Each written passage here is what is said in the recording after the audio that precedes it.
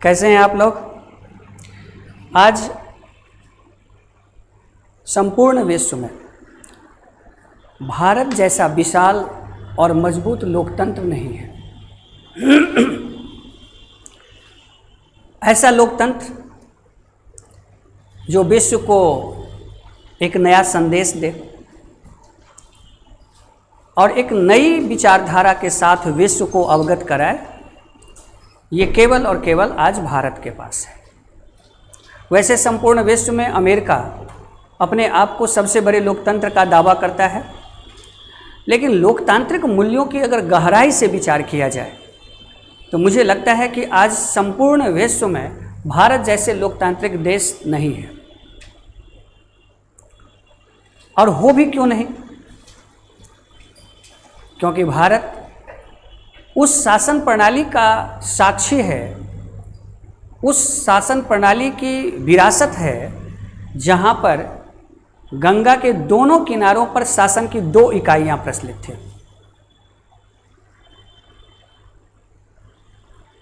गंगा के दक्षिण में जहां पर अखिल भारतीय साम्राज्य का प्रतिनिधित्व करने वाला मगध साम्राज्य जो राजतंत्र से पुष्पित, पल्लवित और पुष्पित थे, तो वहीं दूसरी तरफ उत्तर में वैशाली जैसा गणराज्य।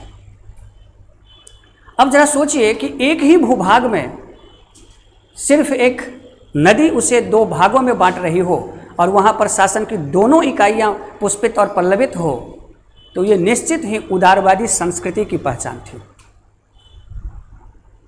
यहां पर इन सारे बातों पर चर्चा करने के लिए मैं आज उपस्थित नहीं हुआ हूं, क्योंकि आज हमारे देश में सबसे बड़ा जो अहम मुद्दा है वो है एक देश एक चुनाव।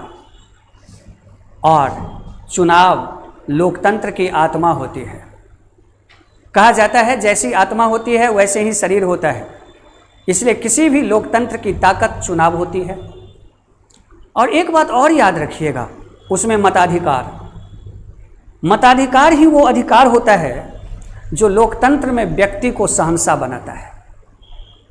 और व्यक्ति ये अधिकार को जितना अच्छे से प्रयोग करता है वो उतना ही मजबूत लोकतंत्र का भागीदारी होता है। इसलिए आज लोकतंत्र का शहंशाह व्यक्ति है, क्योंकि उसके पास मताधिकार का अधिकार है। लेकिन अब सवाल होता है कि जब इतनी सारी ताकत मताधिकार में है और चुनाव भी संपन्न है, तो फिर आज ऐसी कौन सी बातें हो गई कि देश में एक चुनाव एक संकल्पना आ गई। इसीलिए आज हमें इसकी पृष्ठभूमि में जाना होगा। पहले ये समझ लेंगे हम लोग इस विषय में कि चुनाव की कितनी प्रणालियां हैं और भारत में चुनाव की कौन कौन प्रणालियां प्रचलित हैं। क्योंकि भारत एक विशाल लोकतांत्रिक देश है। यहाँ पर पंचायत से लेकर के लोकसभा तक का चुनाव होता है और प्रत्येक दिन चौक चौराहे, चाय की दुकान पर, रिक्शे पर हमेशा ही पंचायत की बातें होती है, राजनीति की बातें होती हैं। कहा जाता है कि विश्व में ऐसा कोई भी देश नहीं है जहाँ के रग रग में, रोम रोम में पंचायत या चुनाव बसता हो। राजनीति तो इसकी विरासत रही है, और हो भी भला क्यों नहीं। जहाँ विश्व में कहीं भी मजबूत विरासत नहीं थी, तो वो राजनीतिक विरासत का प्रतिनिधित्व तो भारत कर रहा था। तो इसलिए राजनीति तो भारत की पहचान है, और स्वस्थ राजनीति, उदारवादी राजनीति, लोकतांत्रिक राजनीति, ये इसकी सबसे बड़ी विशेषता है। इसलिए आज सबसे पहले हम लोग ये देखेंगे कि आज हमें इस चुनाव प्रणाली की ज़रूरत क्यों है, चुनाव आज हमारे यहाँ किस तरह से हो रही है, उसमें हमें सुधार की क्यों ज़रूरत महसूस हो रही है, इस चुनाव के पीछे क्या संभावनाएं हैं, क्या चुनौतियां हैं, उस चुनौतियों का समाधान क्या होगा। अगर इस चुनाव के बाद देश की दिशा और दशा बदलती है तो उसकी तरीके क्या होंगे। क्योंकि कहा जाता है कि कोई भी निर्णय समाज की दिशा और दशा बदलती है, इसीलिए निर्णय से पहले उसके सभी पहलुओं पर विचार करना सभी लोगों की आवश्यक पहलू हो जाती है। क्योंकि सरकार हमारे समस्त 1,40,000 कितना आबादी की निर्णय लेती है, और निर्णय से देश का भविष्य निर्धारित होता है। इसलिए चलें आपको इस निर्णय से, इन बातों से रूबरू कराएं और परिचय कराएं कि हमारे लिए ये किन किन चीज़ों पर आवश्यक है। सबसे पहले हम लोग यहाँ पर आएंगे तो आपको बताएं कि ये इस चुनाव की जो हमारे यहाँ ज़रूरत है लोकतंत्र में,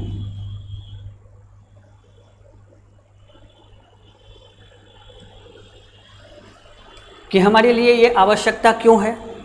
लेकिन इसको जानने से पहले हम ये जानना चाहते हैं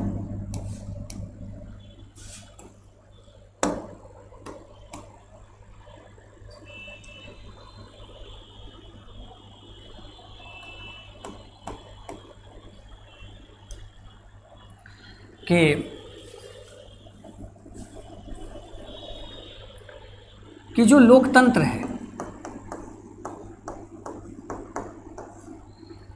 इसका प्रकटीकरण चुनाव से होती है।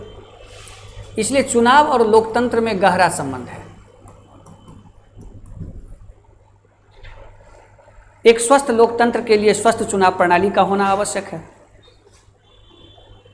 और इस पर अगर काफ़ी अधिक व्याख्या करें तो इसका बहुत सारा क्रम और बहुत सारा समय जाएगा। लेकिन बहुत कम में बहुत अच्छे से आपको बता दें, अब यहाँ पर जो हमारा चुनाव की प्रणाली है और हमारा लोकतंत्र है, तो हमारे यहाँ विकेंद्रीकृत लोकतंत्र है। और विकेंद्रित लोकतंत्र के कारण यहाँ पर विकेंद्रीकृत शासन प्रणाली है।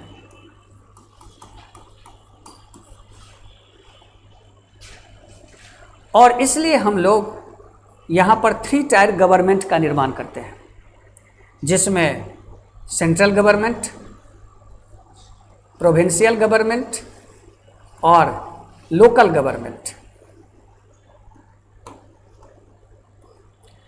अब ये सेंट्रल गवर्नमेंट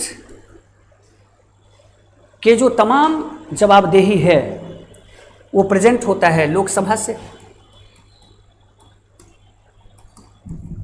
इसकी ताकत निहित होती है विधानसभा में, और ये होते हैं स्थानीय सभा में, जिसको हम लोग ग्राम सभा भी कह सकते हैं।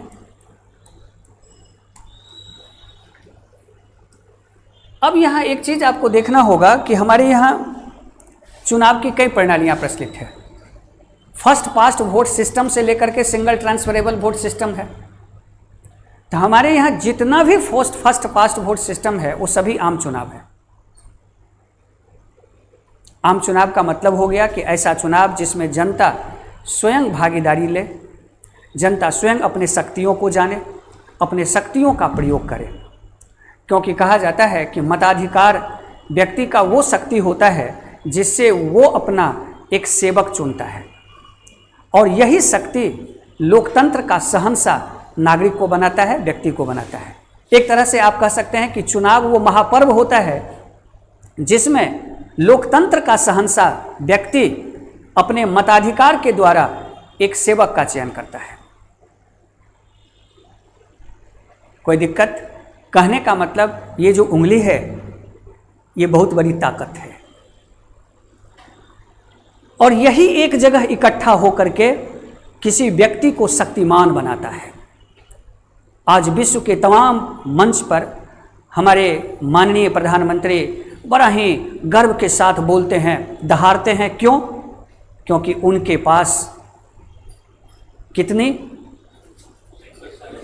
140 क्या करोड़ लोगों की शक्ति है। जरा सोचिए कि इतनी शक्ति अगर किसी एक व्यक्ति में दिया जाए तो वो व्यक्ति अंतरिक्ष पर शासन स्थापित करेगा या नहीं करेगा। और आज भारत अंतरिक्ष पर शासन अपनी स्थापित कर रही है, और सूर्य की आंख में आंख देकर के सूर्य नमस्कार के लिए तैयार हो गई है। किसके बल पर? तो ये 140 करोड़ लोगों की ताकत के बल पर। और ये ताकत की अभिव्यक्ति कैसे होती है? तो इसकी अभिव्यक्ति होती है चुनाव से।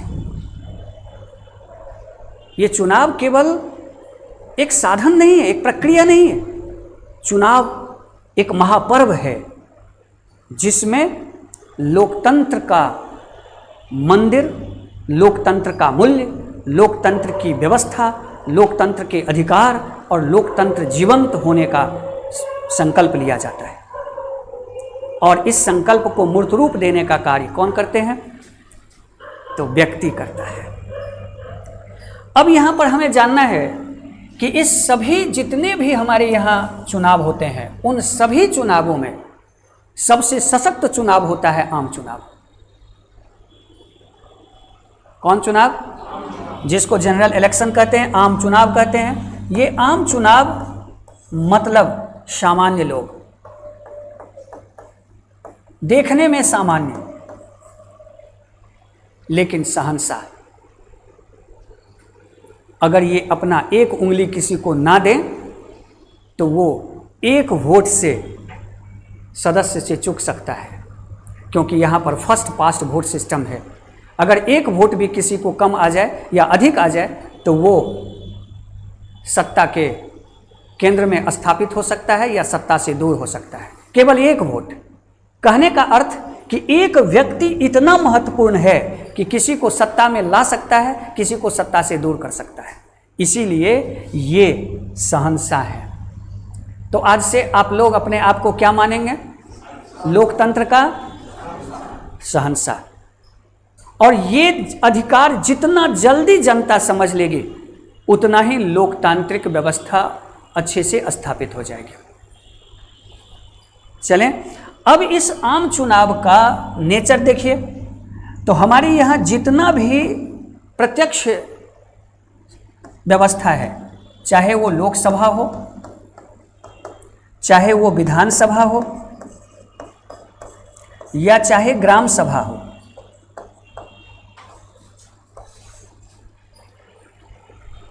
ये सभी आम सभा से आते हैं, आम चुनाव के द्वारा होता है, आम व्यक्ति के द्वारा होता है, जिसमें डायरेक्ट लोग भाग लेते हैं।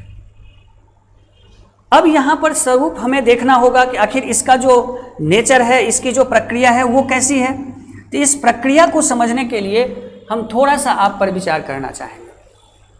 अब जरा देखिए, तो सबसे बड़ी बात है कि भारत में पहला बहुदलीय शासन है।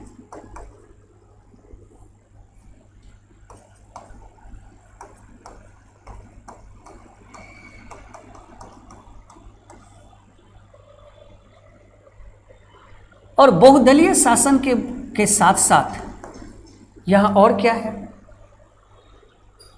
तो यहाँ पर प्रत्येक 365 दिन चुनाव का माहौल है। ठीक है, मतलब अब जरा देखिए, लोकसभा, विधानसभा और ग्राम सभा,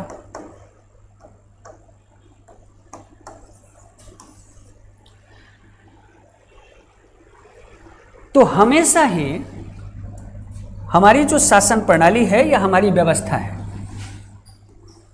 वो इसमें निहित होते हैं।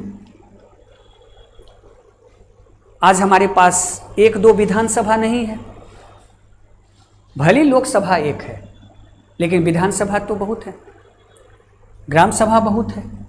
इसीलिए पूरे सालों भर हमारे यहाँ क्या होता है? तो चुनाव के नगारे गूंजते रहते हैं। देश में हर जगह पर क्या होते हैं? तो चुनाव के बिगुल बज रहे होते हैं। और इस बिगुल में जनता को लुभाने की, जनता को मनाने की, उनको समझाने की, उनको खरीदने की, उनको बेचने की, उनको अपने पक्ष में करने की, उनको डराने की व्यवस्थाएं चलती रहती है, जिससे लोकतांत्रिक व्यवस्था के जो मूल कार्य हैं वो हमेशा भटके रहते हैं सालों भर। अब यहां सवाल है कि हमने अपना सेवक चुना कि वो मेरे लिए काम करेंगे, लेकिन विडंबना ये है कि वो सेवक अपनी सत्ता के लिए, अपनी व्यवस्था के लिए किसी न किसी जगह इन्वॉल्व हैं। एक राज्य के मुख्यमंत्री दूसरे राज्य में जाकर के चुनाव प्रचार कर रहे हैं। अब उस राज्य की जनता ने उनको वहाँ का मुख्यमंत्री बनाया, सेवक बनाया कि ये मुख्य सेवक हमारी सेवकाई करेंगे, लेकिन पता लगा कि वो जाकर के अपना काम कर रहे हैं। इसीलिए लोकतंत्र का आधा कार्य केवल इसी काम में चला जाता है। और यही कारण है कि इस चुनाव की आवश्यकता महसूस हुई। चलें फिर यहाँ पर आपको बता दें। अब यहाँ पर आप देखेंगे, एक एक लाइन आपको समझाते चलें। इसमें पहला है कि प्रगतिशील कार्यों की में बाधा होती है।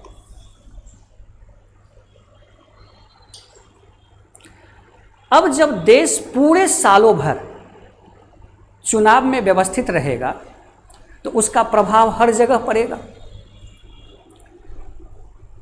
अब अगर बहुत सारे लोग ये कहेंगे कि चुनाव तो बिहार में हो रही है, चुनाव छत्तीसगढ़ में होगी, एमपी में होगी, इस पर बिहार का क्या प्रभाव, या इसका केरल पर क्या प्रभाव।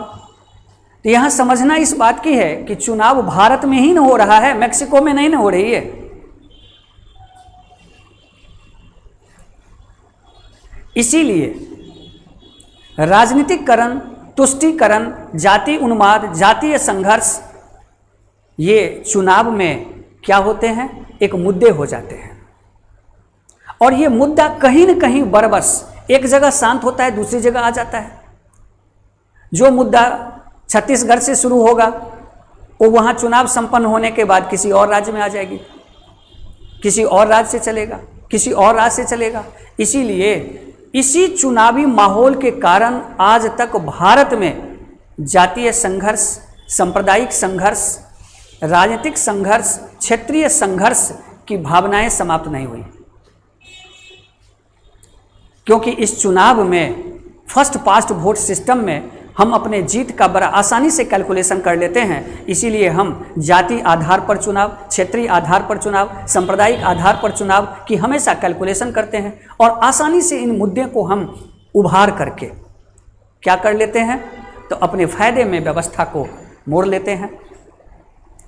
इसका समाधान होगा इस चुनाव से, क्योंकि बिगुल एक बार बजेगी, जो भी होगा वो एक बार होगा और उसके बाद 5 साल तक मिल करके काम होगा।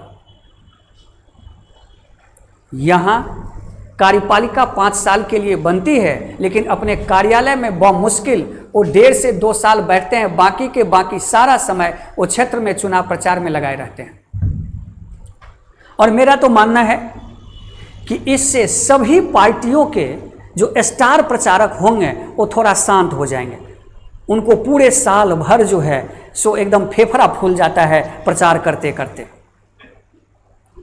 तो इसलिए इस चुनाव से ये प्रगतिशील कार्यों में बाधा हो जाती है। जो काम हमें काम करना है वो काम शिथिल हो गई, चुनाव आ गया, बातें आ गई, एक समान, एक देश, एक इंटीग्रेटेड बिहेवियर में काम नहीं हुआ।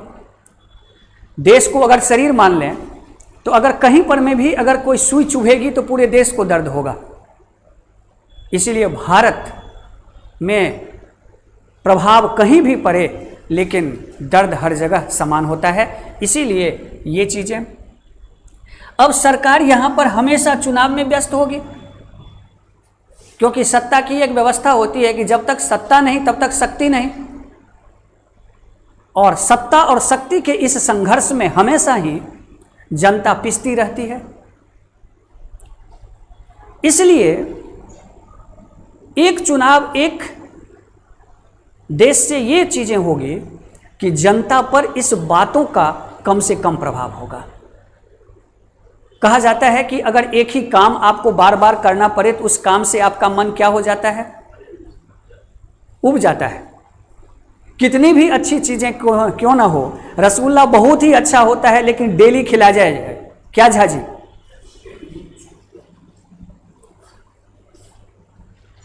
रसगुल्ला बहुत अच्छी है लेकिन अगर डेली खिलाया जाए तो क्या अच्छा लगेगा। अब जरा सोचिए कि जनता कभी ग्राम सभा में, कभी नगर निगम में, कभी विधानसभा में, कभी लोकसभा में व्यस्त है, उसको एक ही तरह की चुनावी प्रक्रियाओं से गुजरना पड़ रहा है, उसका इंटरेस्ट खत्म हो जाता है, वो समझ जाता है कि हमारी सत्ता का मूल उद्देश्य है अपने शक्ति को बरकरार रखना, और इसीलिए चुनाव के प्रति वो क्या हो जाता है, वो उसके मन में निराशा हो जाती है, उसके मन में वो जोश नहीं रह जाता है, वो संकल्प नहीं रह जाता है, क्योंकि वो देखता है कि प्रत्येक दिन प्रत्येक समय कोई न कोई चुनाव संपन्न हो रहे हैं। इसीलिए वो अपने शक्ति के प्रयोग पर हमेशा ही क्या होते हैं, अनिश्चित हो जाता है। इच्छा रहने के बावजूद भी वो वोट नहीं देता है। हमारे यहाँ 4 तरह के लोग हैं वोट देने वाले। एक जो वोट देते नहीं लेकिन चुनाव पर खूब बात करते हैं। एक वो जो वोट देते हैं लेकिन वो अब जानते नहीं कि मैं वोट क्यों दे रहा हूं। एक वो लोग जो वोट देते हैं उनको पता है कि हम वोट क्यों दे रहे हैं, और एक वो लोग वोट देते हैं जो अपने हितों के लिए, अपने कार्यों के लिए वोट देते हैं। अब यहां सवाल है कि जब वोट देने वालों के लिए कैटेगरी बटी रहेगी तो क्या जनता कभी शहंशाह बन पाएगी? और इस तरह की जो निराशा है, इच्छा की समाप्ति है, उसके प्रति जो एक किसी भी तरह के निष्प्रिय भावनाएं हैं, ये निष्प्रिय भावनाएं आई कैसे? तो ये इसलिए आई क्योंकि वो प्रत्येक दिन देश के किसी न किसी कोने में चुनाव का न्यूज, चुनाव की व्यवस्था, चुनाव की प्रक्रिया, अपने सरकार को चुनाव में इन्वॉल्व देखती है। इसीलिए चुनाव के प्रति उसका वो लगाव, समर्पण, डेडिकेशन और अपने अधिकार के प्रति वो जीवंतता क्या हो जाती है, समाप्त। हमारे निर्वाचन आयोग को प्रत्येक राज्य के लिए अलग अलग चुनावी एम्बेसडर तलाशना होता है। होते हैं कि नहीं होते हैं? उनका एक ही काम है मत प्रतिशत को बढ़ाना और मताधिकार के प्रयोग को सुनिश्चित करना। वो केवल और केवल चुनाव की प्रक्रिया बदल जाए तो ऑटोमेटिक ये चीज़ बदल जाएंगे, लोग जानने लगेंगे, चीज़ों की महत्व होगी। तो इसलिए सरकार का अपने व्यवस्था में व्यस्त, मतलब चुनाव में व्यस्त रहना। इस चुनाव की जगह अगर सरकार अपने कार्यों में व्यस्त रहेगी तो जनता अधिक प्रगतिशील होगी, चुनाव का महत्व उसे आएगा, वो समझ में आएगा। अब यहां चुनाव होगी तो क्या होगा? मैंने आपको कहा सत्ता और सत्ता से शक्ति, शक्ति का साधन है सत्ता और सत्ता में आने का साधन है चुनाव, और उस चुनाव में किसी भी तरह से अपनी स्थिति को मजबूत करने का माध्यम है धनबल। इसीलिए धनबल का प्रयोग भारतीय चुनाव प्रणाली की एक विशेषता है। आपके हाथ में पैसा है, आप कहां से लिफ्ट करके कहां चले जाएंगे आपको पता ही नहीं चलेगा। हमारे यहां बहुत सारे ऐसे जनप्रतिनिधि आते हैं जिनको साल तक आप कभी नहीं देखे, लेकिन चुनाव के समय में आकर के खड़ा हो गए। कहां के? तो किसी और राज्य के हैं। कैसे आ गए? तो एयरलिफ्ट करा दिए गए। ठीक है, हम लोग उदारवादी जनता हैं, चुन लेते हैं। तो कहने का मतलब ये सारा केंद्र में क्या आ गया? धन। मैं आपको एक बात बताऊंगा कि धन का क्या महत्व होता है। क्लाइव जब यहाँ से, क्लाइव क्लर्क था, पता होगा आप लोगों को, बहुत अमीर परिवार का क्लाइव नहीं था, क्लर्क था। ईस्ट इंडिया कंपनी में नौकरी किया, अवसर का प्रयोग किया और यहाँ से इतना पैसा ले गया कि हाउस ऑफ लॉर्ड्स में 2 टिकट खरीद लिया, एक अपने लिए एक अपने पिता के लिए। तो सोच सकते हैं धनबल का क्या महत्व होता है। इसीलिए भारतीय चुनाव प्रणाली में धनबल का अधिक प्रयोग ये भी एक समस्या है। अब चूंकि ये धनबल एक ही जगह उपयोग नहीं हो रहा होता है, एक ही बार नहीं हो रहा होता है, कभी आम चुनाव के माध्यम से, कभी उपचुनाव के माध्यम से, कभी राज्य चुनाव के माध्यम से, कभी ग्राम सभा के माध्यम से, कभी नगर निगम के माध्यम से।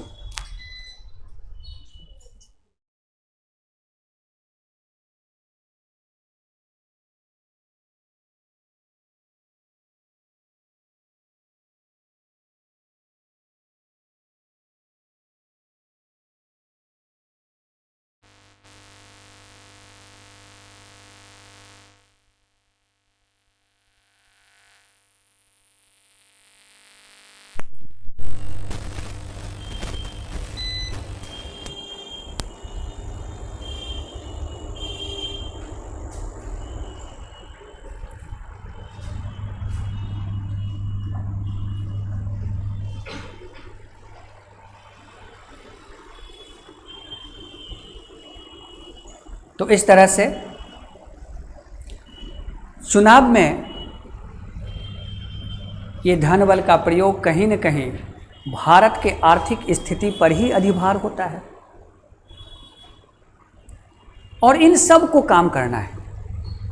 अच्छे प्रबंधन का मतलब होता है कि आप कम से कम लागत में अधिक से अधिक उत्पाद को बढ़ाइए।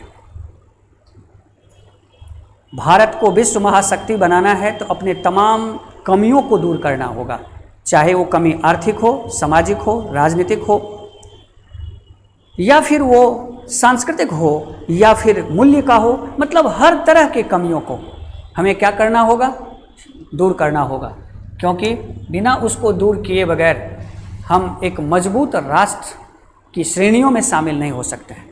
लेकिन वैसे भारत इसकी तरफ अग्रसर हो चुका है, बढ़ चुका है। और क्यों नहीं बढ़ेगा? जिसकी विचारधाराएं मौलिक हो, जो संपूर्ण विश्व के कल्याण के लिए काम करता हो, जो संपूर्ण विश्व को अपना परिवार मानता हो, तो उस देश का जो आधार होता है वो कभी भी खत्म नहीं होता है। अभी G20 का सम्मेलन होने वाला है।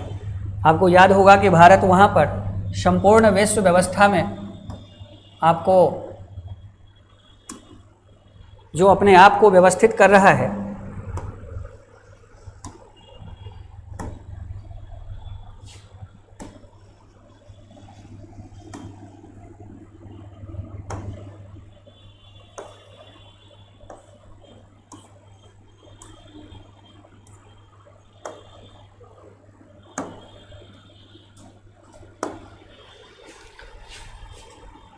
उसमें अपने आप को वसुधैव कुटुंबकम को केंद्र में रखा है, और जो संपूर्ण विश्व को ही कुटुंब मानता हो।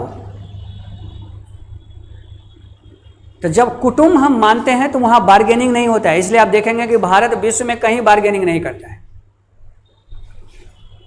तो भारत विश्व को परिवार मानता है, इसलिए बार्गेन नहीं करता है, और विश्व और दुनिया विश्व को बाजार मानती है, इसलिए वहां बार्गेनिंग करती है।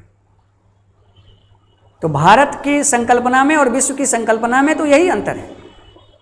हम जहां विश्व को परिवार मानते हैं, वहीं पर दुनिया विश्व को बाजार मानती है, और बाजार मानेगी तो वो क्या करेगा? तमाम जो बाजारवादी गुण है वो लाएगा, और जब परिवार मानेंगे तो जितने भी मानववादी गुण है उसको आगे बढ़ाएंगे। तो इसलिए अब यहाँ पर दूसरा कारण जो आप लोगों को अभी बताए हैं कि उसमें जाति और संघर्ष, जो कि भारतीय समाज की विशेषता है कि भारत एक तरह का समाज नहीं है। यहाँ पर पग पग पर पानी, भाषा, बोली, परिवेश बदल जाता है। इतनी विविधता वाला देश दुनिया में और कहाँ है? जहाँ पर एक विशेषता का दूसरे विशेषता पर हमेशा ओवरलैपिंग होता हो और उसके लिए संघर्ष होता हो, उसमें तो भारत अपनी विविधता को बचाए रखने के साथ साथ जीवंतता के साथ खड़ा है। ये कम बड़ी बात नहीं है। इसीलिए भारत की संस्कृति को क्या कहा जाता है? संपूर्ण विश्व का पालना कहा जाता है। कोई भी ऐसी संस्कृति नहीं है जो प्रत्यक्ष और परोक्ष रूप में हमें भारत में नहीं दिखाई देता है। आज विश्व के बहुत सारे ऐसे संस्कृति, धर्म जो समाप्त हो चुके हैं, वो भी भारत में जीवंत हैं। इसलिए भारत को सांस्कृतिक पालना कहा जाता है। तो लेकिन चुनाव उसके मुद्दे बन जाते हैं। और याद रखिए, कोई भी घटना, कोई भी चीज़ें अगर सकारात्मक दृष्टिकोण से किया जाए उसका फायदा होता है, लेकिन उसको किसी खास चीज़ों को उलझाकर अपने फायदे के लिए किया जाए तो हमेशा वो दुरुपयोग में चला जाता है। इसलिए तब वो अपना मूल्य खो देता है। और यही कारण है कि इतने लंबे समय के बावजूद भी आज भारत में जातीय संघर्ष समाप्त नहीं हो रहे हैं। और उसके पीछे एक कारण जो है वो है आपको चुनाव। इसलिए हमें जाति, धर्म, लिंग, संप्रदाय, स्थान, क्षेत्र से ऊपर उठ करके एक राष्ट्र, एक चुनाव, एक नागरिक, एक कानून के अंतर्गत बढ़ना होगा, और यही देश की विशेषता होगी। अब यहाँ पर तो इस तरह से इसको दूसरा, सरकारी कार्यों में व्यवधान। अब मान लीजिए जितने भी हमारे लोकतंत्र के सबसे बड़े कार्यपालक पदाधिकारी कौन? तो हमारे मंत्री, उनके नीचे सचिव। अब यहाँ पर समझने वाली बात है कि जब मंत्रालय में मंत्री ही नहीं बैठेंगे तो अधिकारी का क्या हाल। अधिकारी काम करेंगे, हम ये नहीं कहते हैं, क्योंकि वो भी जवाबदेह होते हैं, लेकिन सामान्य रूप में अगर मंत्री बैठे रहें तो। हमारे यहाँ एक कहावत है, पुराने ज़माने में लोग कहा करते थे कि पहले खेती का ज़माना था, मालिक खेत पर जाते थे, वहाँ पर सारे श्रमिक काम करते थे, तो कुछ लोग उसमें कहा करते थे कि जो अपने जाएगा, मतलब जो खेती करेगा खुद, जो खुद देखेगा वो सब कुछ पाएगा।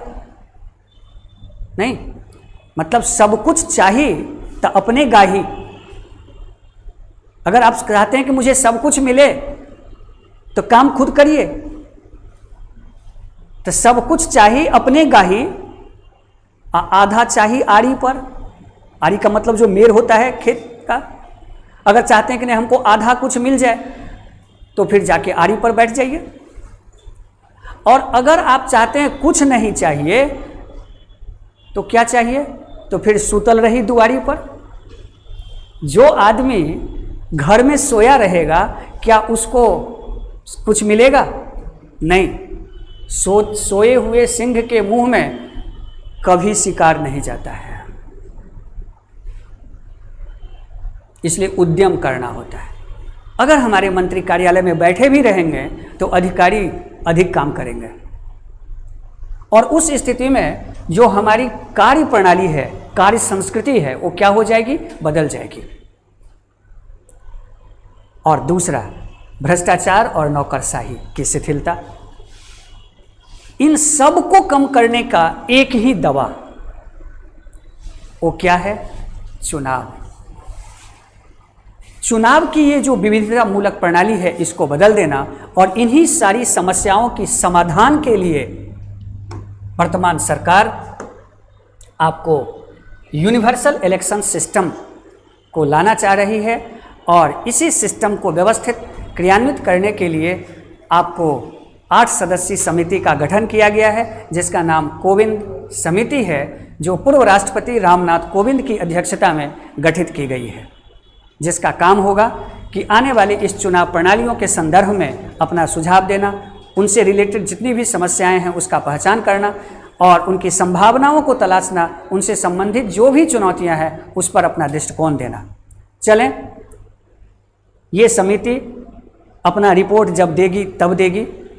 अभी मैं आपको अपना सुझाव देता हूं कि क्या क्या चुनौतियां हैं, किन किन चुनौतियों पर इन्हें चर्चा करनी होगी, इन चुनौतियों का समाधान क्या हो सकता है, इसे हम किस तरह से व्यवस्थित कर सकते हैं, जिस पर ये मेरा अपना व्यू है जो मैं आप लोगों के सामने रख रहा हूँ। कोई दिक्कत तो नहीं? समझ में आ रही है बातें? क्या मैं समझा पा रहा हूँ आप लोगों को अच्छे से? चलिए, अच्छी बात है। अब यहाँ पर ये 8 सदस्य हैं, यहाँ से निकलें। अब यहाँ सबसे पहले आपको देखना होगा कि इस समिति को क्या तलाश करना है, इसका गठन क्यों किया गया। क्योंकि भारत जैसे विशाल देश, विविधता मूलक देश, जहां जाति, क्षेत्रीय, दलीय विविधता हो, अमेरिका बहुत बड़ा लोकतंत्र है, लेकिन इसके बावजूद भी वहां पर 2 दल का शासन है। और मैं मानता हूं कि जहां 2 दल का शासन है वहां यही समझिए कि एक ही दल का शासन है, कभी वो कभी वो। जनता के पास कोई चॉइस नहीं। वहाँ कोई चॉइस है? वो कहता है भाई बड़ा ही विविधता है। कैसे चॉइस है वहाँ पर लोगों को? या तो आप ए को चुनिए या बी को चुनिए, बाकी सी नहीं। लेकिन ये भारत है, ए बी सी, और सी नहीं तो ई। क्या है कि नहीं? ई का मतलब क्या हो गया? निर्दलीय है भाई। नहीं, अभी तक हम लोग ऐसे ही चुने हैं ना। ये मान लीजिए कि ए को नहीं चुने, मेरा मन है हम ए को नहीं दें, बी को दे दिए, बी को नहीं दें, सी को दीजिए, सी को भी नहीं देंगे, डी को दीजिए, डी को नहीं देंगे, ई को देंगे। क्यों? तो निर्दलीय है। हम ऐसा नहीं है कि पूरे कन्याकुमारी से लेकर के कश्मीर तक केवल एक ही भोजन करेंगे। अरे अपने घर से दही चूड़ा खाकर निकलेंगे और पाव भाजी और इडली सांभर पर ख़त्म करेंगे। ये विविधता है भारत में, इसीलिए हमारे पास इतने सारे दल हैं जो इस विविधता में एकता की स्थापना करे। यही सोच करके हमारे संविधान निर्माताओं ने बहुदलीय शासन प्रणाली लाई थी। अब उस बहुदलीय शासन व्यवस्था में, बहुदलीय राजनीतिक प्रणाली में एक चुनाव, एक सिस्टम को लाने में क्या सब दिक्कत होगी, ये सब तलाश करना इनकी चीज़ें हैं। इसलिए ये क्या सब तलाश करेंगे, पहले हम आपको बताएं, फिर आपको आगे बढ़ें। अब यहाँ पर आइए, इनके सबसे पहला काम होगा तलाशना। मैंने आप लोगों के लिए, चूँकि मैंने सोचा कि मैं लिखूँगा बोर्ड पर तो बड़ा टाइम लगेगा, इसलिए मैंने इसको अभी, तो सभी आम चुनाव जो है उसको एक साथ कराना, सभी आम चुनाव। तो सभी आम चुनाव का मतलब हो गया लोकसभा, विधानसभा और कौन, ग्राम सभा, नगर निगम। अब यहां पर सवाल है कि अगर ये एक साथ नहीं हो सकता, क्योंकि बहुत विशाल है, तो इसको चरणबद्ध बनाना या उसको समय में बांधना, इनका दो काम होगा कि जितने भी चुनाव प्रणाली है, या तो इसको हम जो है सो एक साथ करा लें, अगर एक साथ नहीं करा सकते तो फिर वो चरणबद्ध कराने की एक प्रक्रिया बताना, या फिर उनको उस समय में जो है सो व्यवस्थित करना। इनका दूसरा सबसे बड़ा काम है कि अगर इस कराने में जो संविधान संशोधन की प्रक्रिया है और जनप्रतिनिधि अधिनियम, इसमें क्या बदलाव लाना होगा, इसकी स्थिति तलाशना। दूसरा इनके सामने में है कि चुनाव के बाद जो परिस्थितियां उत्पन्न होगी। अब यहां सवाल है कि चुनाव के बाद क्या परिस्थितियां उत्पन्न होगी। तो बहुदलीय शासन प्रणाली की एक कमी होती है जो मैं आपको यहां बताना चाहूँगा। तो बहुदलीय शासन प्रणाली में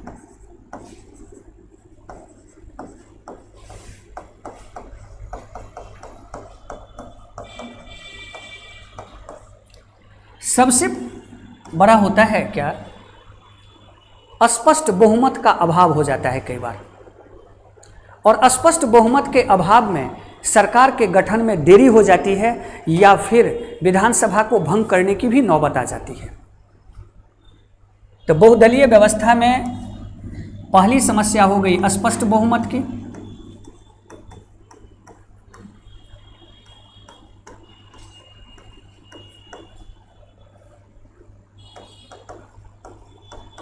पहली स्थिति ये आएगी, अस्पष्ट हो गया बहुमत तब नहीं, अगर अस्पष्ट बहुमत की स्थिति हुई थी, अगर किसी को क्लियर मेजॉरिटी नहीं हुआ तब क्या होगा, एक ये तलाशना है। चुनाव, ये सब चुनाव के बाद आएगा। दूसरा होगा कि अगर स्पष्ट बहुमत नहीं हो तो क्या स्थिति होगी, और अगर सरकार बन जाए लेकिन अगर विपक्ष को उस सरकार में विश्वास ना हो, अगर अविश्वास प्रस्ताव आ जाए,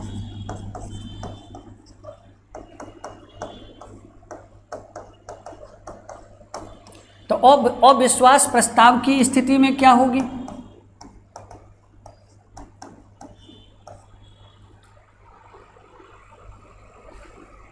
कई बार ऐसा भी होता है कि हमें हाउस को, सदन को भंग करना होता है। अगर सदन भंग हो जाए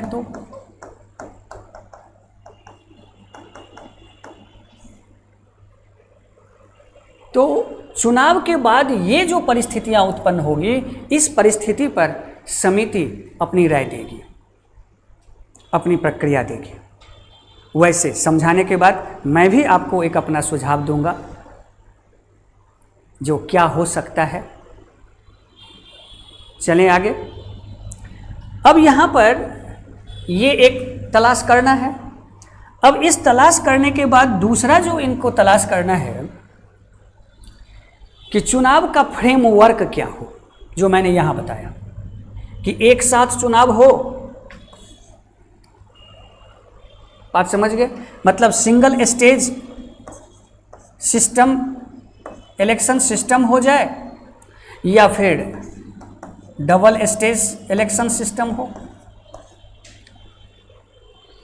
सिंगल स्टेज का मतलब हो गया कि एक ही स्टेज में सबका चुनाव हो जाए। डबल स्टेज का मतलब हो गया कि 2 बार में करा लीजिए, कोई दिक्कत तो नहीं। जैसे एक बार में जो है सो आपने लोकसभा विधानसभा का करवा लिया, और एक साथ में सभी लोकल जितने भी विधान मतलब हमारे लोकल सिस्टम है उसको हमने एक बार करा लिया। बात समझ गए? तो या तो सिंगल स्टेज, अब सिंगल स्टेज में क्या हो जाएगा, तो सब एक साथ आ जाएंगे, लोकसभा से लेकर के स्थानीय तक सब एक साथ हो जाएंगे।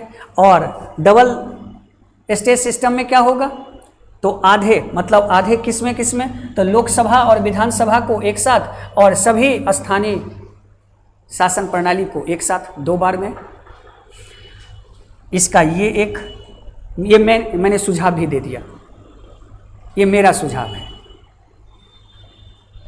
ये इनको तलाश करना है कि अच्छा इसको कैसे हमें कराना है, तो इसमें जो हो सकता है, लेकिन मुझे लगता है कि एक बार में थोड़ा सा बड़ा लंबा हो जाएगा, तो मुझे लगता है 2 बार में आसानी से हो सकता है।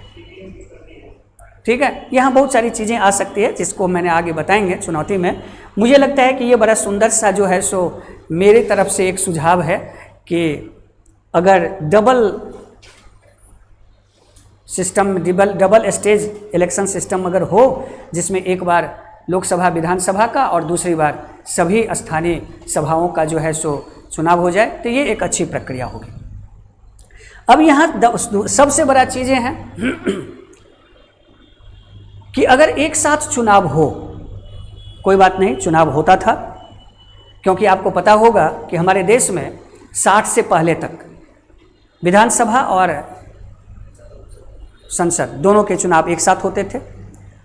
भारत में जब चुनाव की प्रक्रिया प्रारंभ हुई तो अंग्रेज के ज़माने से भी ये प्रक्रिया चल रही थी, लेकिन 60 के दशक के बाद जब क्षेत्रीय राजनीति का उदय हुआ और देश में जब क्षेत्रीय राजनीति की पकड़ बनने लगी, तो उस समय में केंद्रीय राजनीति के कमज़ोर होने के बाद आपको ये स्थितियां उत्पन्न हुई कि बहुत सारे राज्यों में या तो विधानसभा भंग हो गए, या विधानसभा की स्थिति में अस्पष्ट बहुमत के कारण सरकारें नहीं बनी, जिससे बहुत सारे विधानसभा समय से पहले भंग हो गया, जिसके परिणाम स्वरूप ये चुनाव का जो क्रम था वो टूट गया। ये सवाल वही यहाँ फिर खड़ा है कि अगर मान लीजिए कि हम इस चुनाव को शुरू करते हैं तो उस स्थिति में हमारा जो सुरक्षा उपाय है वो क्या होगा। ये इस पर भी उनको सुझाव देना है कि एक साथ अगर चुनाव शुरू होने के बाद चक्र न टूटे, इसके लिए सुरक्षा उपाय बताना, ये हमारे समिति के पास एक बिंदु यह भी है। तो इसके लिए हमारे पास एक सुझाव है जो मैं आप लोगों को बताना चाहता हूँ। कई बार मैंने वैसे बताया भी है इस बात को कि इस चक्र नहीं टूटे, इसके लिए क्या है कि मान लीजिए कि अगर विधानसभा में चक्र टूटता है, इस लाइन का मैं आपको जवाब समझा दूं कि आ जाए यहाँ पर, यहाँ समझा रहे थे। तो अगर मान लीजिए कि चक्र की निरंतरता के लिए मेरा सुझाव है ये, तो अगर चक्र की निरंतरता हमें बनाना है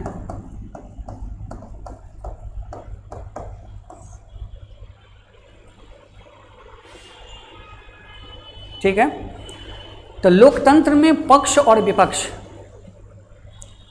दोनों एक समान होते हैं, क्योंकि जनप्रतिनिधि के हिसाब से दोनों जनप्रतिनिधि है। जनता दोनों को चुनती है, जनता अपना जनप्रतिनिधि चुनती है, नहीं कि पक्ष और विपक्ष चुनती है। सबसे पहली बात, भारत में जो इलेक्शन होता है उस इलेक्शन का ये विशेषता है कि हम वहाँ से सरकार नहीं चुनते हैं, हम वहाँ अपना जनप्रतिनिधि चुनते हैं। और जब हम अपना जनप्रतिनिधि चुनते हैं तो अगर उन्हीं जनप्रतिनिधियों का एक कमेटी बनाया जाए जो किसी भी भंग की स्थिति में एक सर्वमान्य सरकार की व्यवस्था करे, ठीक है। फिर आपको सवाल होगा कि आखिर पक्ष और विपक्ष क्या है। तो जो बहुमत में है वो सरकार है, और जो बहुमत का मूल्यांकन करे वो विपक्ष है। यही ना कहेंगे आप। तो इस तरह से इसकी निरंतरता के लिए हम 3 उपाय मैं बता सकता हूं, मैं दे रहा हूं, ये मेरा है, अपना व्यक्तिगत है। पहला कि एक यहाँ सर्वदलीय का सेंस हो गया कि सदन में, हाउस में जितने भी दल के प्रतिनिधि हैं वो सभी, क्योंकि सभी जनप्रतिनिधि हैं, जनता के लिए वो सब बराबर है, इसीलिए सर्वदलीय मतलब जनप्रतिनिधि।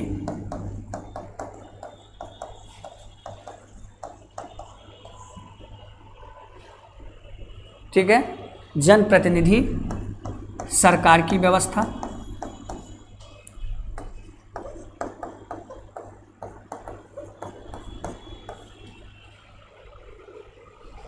एक सुझाव। दूसरा, अगर मान लीजिए कि कोई हाउस 2 साल चला, 4 साल चला, और चुनाव से अगर साल भर पहले चुनाव नज़दीक हो और विधानसभा भंग हो जाए या ऐसी स्थिति उत्पन्न हो जाए, तो वहाँ पर हमारे संविधान एक व्यवस्था करती है जिसमें हम राष्ट्रपति शासन, अभी तक राष्ट्रपति शासन आर्टिकल 356 का प्रयोग एक हथियार के रूप में होता रहा है। आज हम इसका प्रयोग एक सकारात्मक रूप से करना शुरू करेंगे, जिसमें हम उस निरंतरता को बना सकते हैं। आर्टिकल 356 के माध्यम से निरंतरता।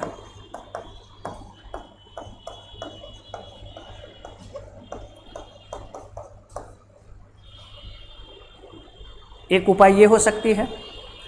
दूसरा उपाय, क्योंकि हमारे यहाँ एक और चुनौती है। क्या चुनौती है? तो वह है दल बदल की। मान लीजिए कब कौन किस दल में चला जाए और कौन किसका सरकार बना ले, ये कोई नहीं जानता है। राजनीति में हमेशा अनिश्चित होता है। जो होता है वो दिखता नहीं, जो दिखता है वो होता नहीं। इसलिए राजनीति में दोस्त और दुश्मन नहीं होते, परिस्थितियां जो होती है वही दोस्त और दुश्मन होते हैं। ये हर जगह लागू होता है। तो उस स्थिति में चूंकि दल बदल व्यवस्था है, बहुदलीय प्रणाली है, तो दल बदल की स्थिति में क्या हो, तो फिर सभी दलों से क्या किया जाए, अपने प्रतिनिधियों के या सरकार में सभी दलों को सहयोग लिया जाए। कोई दिक्कत, और कड़ाई से दल बदल कानून को लागू किया जाए।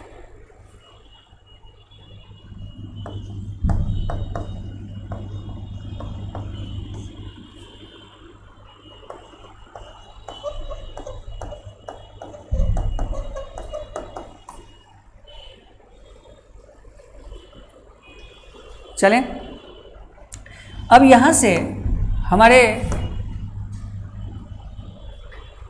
दूसरा है, अब इतने बड़े चुनाव के लिए हमारे सामने में बहुत बड़ा साधन चाहिए, और इस साधन में जो ईवीएम है, वीवीपैट है, मानवीय शक्ति है, इसका मूल्यांकन करना भी क्या है, तो इनका काम है। हमारी समिति इस बात की भी आकलन करेंगे कि हमारे पास तकनीकी साधन क्या है, मानव शक्ति क्या है। तो यहाँ पर तकनीकी और मानव शक्ति के साथ साथ आज डिजिटल युग की ज़माना है, इसलिए मेरा एक अपना सुझाव है कि वीवीपैट और ईवीएम मशीनों को दुरुस्त करने के साथ साथ ऑनलाइन वोटिंग सिस्टम ले आ जाए। हम अगर ऑनलाइन वोटिंग सिस्टम को यहाँ ले आते हैं तो उस स्थिति में ये चुनाव प्रक्रिया काफ़ी सहज हो जाएगी। कैसे? तो जैसे कि मान लीजिए कि अभी आप लोग ऑनलाइन एग्ज़ाम देते हैं, बहुत सारे हमारे एग्ज़ाम होते हैं जो ऑनलाइन होते हैं। उस ऑनलाइन एग्ज़ाम में आपको याद होगा कि टाइम आउट होता है, टाइम दी जाती है। ठीक उसी तरह से प्रत्येक जगह के जो हमारा बूथ है, बूथ संख्या है, जिनके जिनके जो वोटर आईडी हैं, उस नंबर पर जाकर जिस विधानसभा, जिस लोकसभा में चुनाव होगा, उस चुनाव में उस बूथ संख्या पर जाकर वो उसको लॉगिन करेंगे, वहाँ पर अपना आईडी देंगे, उनको वो आ जाएगा। उतने समय में उनको दे देना है। 5 बजे से 7 तक वो वोटिंग लाइन खुले रहेंगे, आप उस पर वोट कर सकते हैं।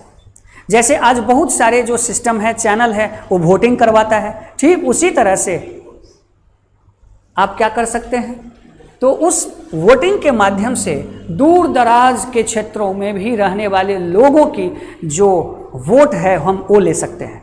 आज क्या होता है, एक समस्या और, तो आज एक सबसे बड़ी समस्या होती है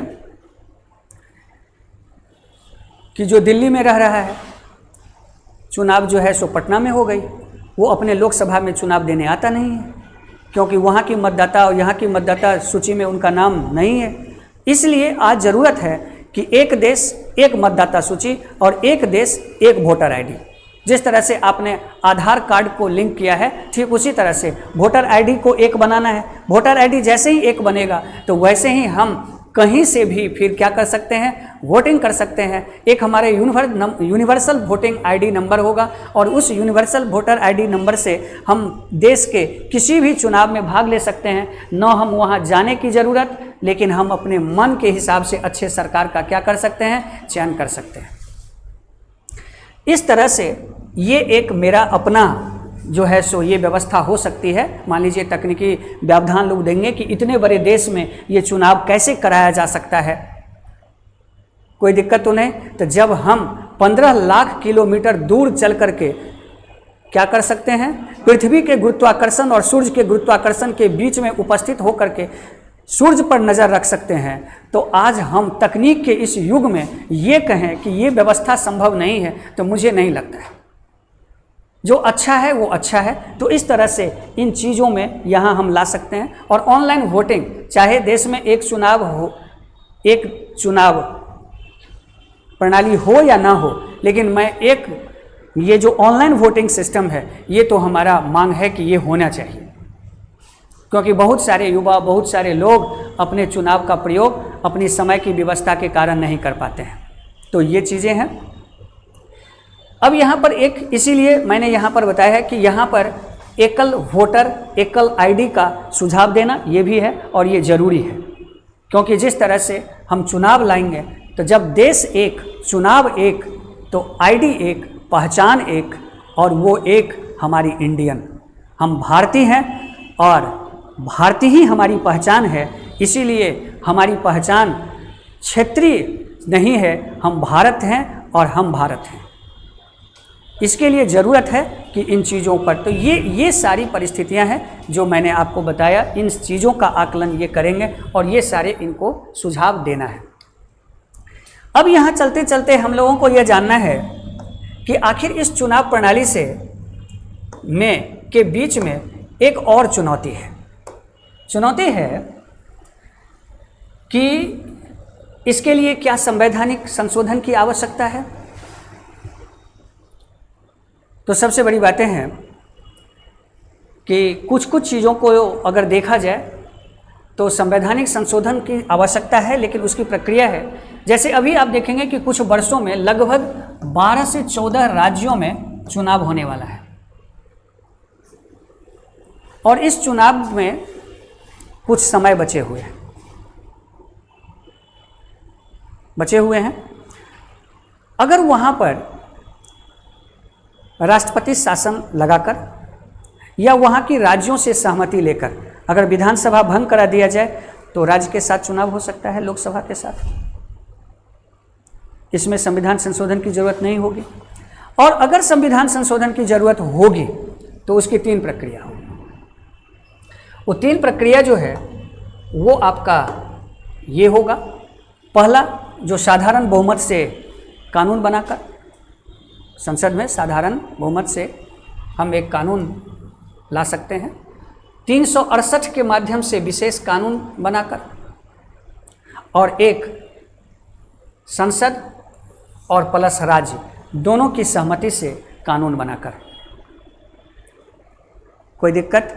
अब यहाँ सवाल है कि अगर एक देश एक चुनाव बिल अगर लोकसभा में आती है, संसद में आती है और पास हो जाती है तो इससे फायदे क्या होगा? तो आप समझ सकते हैं फायदे वही होगा जो इसकी समस्या मैंने बताया है। जिस समस्याओं के समाधान के लिए मैं ये चुनाव लाऊंगा यही इसके फायदे होंगे। इसलिए उस फायदे को लीक करके आप पूरी कंप्लीट रूप में मेंस में इसको लिख सकते हैं। याद रखिएगा कि विगत वर्षों में भी इससे प्रश्न आए हैं, आने वाले वर्षों में भी इससे प्रश्न आएंगे। तो ये मेंस का जो है सो आपका सवाल है कि ये क्यों है, इसकी चुनौतियां क्या है, इसकी संभावना क्या है, इसके महत्व क्या है, इसके लाने के पीछे उद्देश्य क्या है, इस पर समितियां कौन है, ये सभी प्रकार के प्रश्न मेंस के लिए हमें तैयार करनी है। और मुझे लगता है कि इस लेक्चर से आप लोगों का कंसेप्ट थोड़ा बहुत बढ़ा होगा और जहाँ कहीं भी आप लोगों को दिक्कत हो तो आप अपना मत रख सकते हैं। कमेंट बॉक्स में जा कर के आप प्रश्न कर सकते हैं। वहाँ पर में भी आपको कोई समाधान करना हो तो हमें बता सकते हैं। आप जब प्रश्न करेंगे तभी हम आपका समाधान करेंगे, क्योंकि याद रखिए कि जैसा प्रश्न वैसा ही उत्तर होता है। प्रश्न के अकॉर्डिंग ही उत्तर लिखे जाते हैं। कोई भी उत्तर अच्छा और बुरा तब होता है जब वो प्रश्न के अनुरूप नहीं लिखा जाता है। अगर कोई प्रश्न के अनुरूप लिखा जाता है तो अधिक नंबर प्राप्त होता है, अगर प्रश्न के अनुरूप आप नहीं लिखते हैं तो बुरा नंबर आता है। इसलिए आपके मन में जो भी प्रश्न हो इससे रिलेटेड आप उसको हमें डिजिटल माध्यम से, ऑफलाइन माध्यम से, जिस किसी भी माध्यम से आप हमें सूचित करेंगे उसके अनुरूप मैं उस पर आगे चर्चा करूंगा। इतना समय देने के लिए आप लोगों को धन्यवाद। All the best. शुभ रात्रि।